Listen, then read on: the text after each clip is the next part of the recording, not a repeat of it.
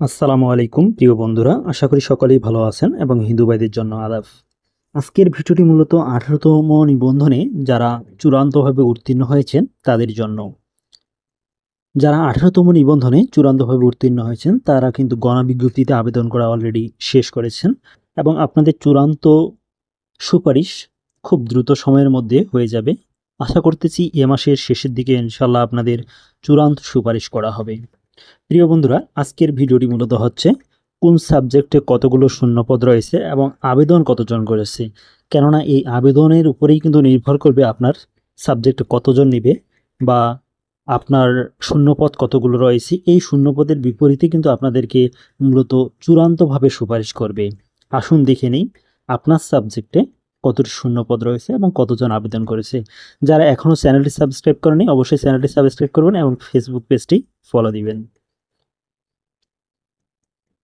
বাংলায় আবেদন করেছে 4800 প্লাস।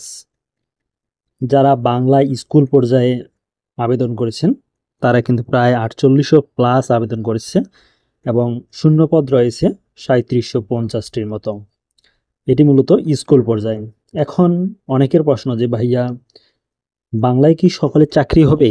যেহেতু 1000 বেশি আবেদন করছে তাহলে তো সকলের চাকরি হবে না, অথবা 40-41 যারা পেয়েছে তাদের চাকরি হবে না। কথাটা এরকম না যে সবারই চাকরি হবে না। আসলে চাকরি কিছু বাদ যাবে, তাছাড়া কিন্তু অনেকের চাকরি হয়ে যাবে। এখানে অনেকেই কিন্তু সুপারিশ প্রাপ্ত হবে না। তাদের হয়তো বা কাগজপত্র বা আদার্স কিছু ভুল যদি থাকে, সাবজেক্টিভ কিছু বিষয় আছে সেগুলো যদি ভুল থাকে, সেক্ষেত্রে তাদের রেজাল্ট আসবে না। এরপরে এর মধ্যে আরও রয়েছে স্কুল এবং কলেজ। স্কুল এবং কলেজ অনেকেই টিকেছে। যারা কলেজে টিকেছে তারা কিন্তু কলেজে সুপারিশ প্রাপ্ত হলে কিন্তু সেখানেই থেকে যাবে, সেক্ষেত্রে কিন্তু এখানে সংখ্যাটা কমে আসবে। এছাড়া 40 নম্বর পেয়েও কিন্তু চাকরি হবে। আবার অনেকের দেখবেন 45, 46, 50 নম্বর পেয়েও কিন্তু চাকরি হবে না সেম সাবজেক্টে। এটা মূলত চয়েস লিস্টের কারণে। এই বিষয়টি যদি খোলামেলা বলি তাহলে বিষয়টি হচ্ছে, ধরুন আপনি 40টি প্রতিষ্ঠানে চয়েস দিয়েছেন। এই 40টি প্রতিষ্ঠানে দেখা গেল যে 45 নম্বরের ঊর্ধ্বে কেউ চয়েস দেয়নি, বা 40, 41, 42 এরকম পর্যায়ে কিন্তু সকলেই চয়েস দিয়েছে। আবার একজন কিন্তু 50 বা 48 নম্বর পেয়েছে, সে এমন এমন স্কুলে চয়েস দিয়েছে সেখানে দেখা গেল যে 55-র নিচে কেউ কিন্তু ওই স্কুলগুলোতে চয়েস দেয়নি। সেক্ষেত্রে কিন্তু চাকরিটি কিন্তু আপনার 40, 42, 43 নম্বরেই কিন্তু হয়ে যাবে। অনেক ক্ষেত্রে দেখা যাবে যে 48, 50 পেয়ে ওই প্রার্থী কিন্তু হবে না। সেজন্য চয়েস লিস্টটা খুবই গুরুত্বপূর্ণ। গার্হস্থ্য অর্থনীতিতে আবেদন করেছে 467 জন, শূন্যপদ রয়েছে 1200 প্লাস। আপনাদের কিন্তু সকলের চাকরি হয়ে যাবে। গার্হস্থ্য অর্থনীতিতে যারা রয়েছেন তাদের সকলেরই চাকরি হয়ে যাবে। কৃষি শিক্ষায় আবেদন করেছে 2100 প্লাস, শূন্যপদ রয়েছে 1800 প্লাস। কৃষি শিক্ষায় আবেদন করেছে 2100 জনের মতো এবং শূন্যপদ রয়েছে 1800 প্লাস। এক্ষেত্রে দেখা যাবে যে কৃষি শিক্ষায় মূলত অল্প কিছু বাদ যাবে, সকলেরই কিন্তু চাকরি হবে।